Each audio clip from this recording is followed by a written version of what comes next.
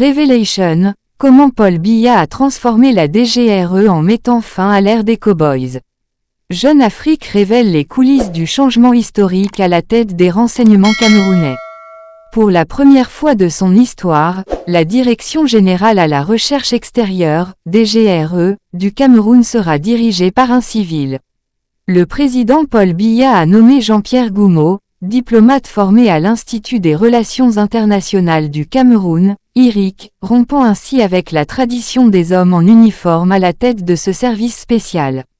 Selon Jeune Afrique, la décision de nommer un civil à la tête de la DGRE s'inspire du modèle de la DGSE française, qui privilégie les diplomates aux militaires. Cette nomination vise à renforcer le contrôle politique sur l'agence et à éviter qu'elle n'agisse de manière autonome, comme dans l'affaire Martinez-Zogo. Malgré ce changement, l'ADN de la DGRE reste ancré dans les cultures des différents corps armés du pays.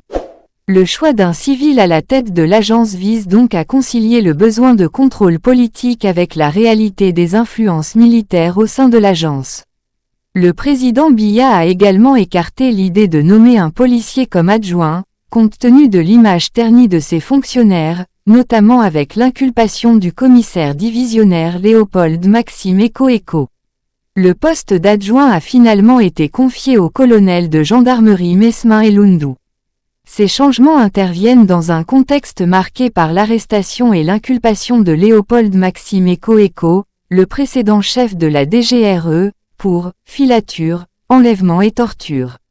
Le président Biya, initialement enclin à maintenir l'intérim assuré par le commissaire divisionnaire Monkuop Muminu, a dû revoir ses plans en raison d'une affaire judiciaire complexe.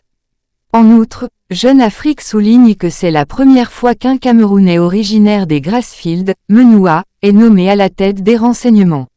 Cette nomination semble être une décision stratégique de Paul Biya, qui aurait ainsi accordé une victoire à son secrétaire général Ferdinand Ngo, acteur clé dans l'affaire Zogo.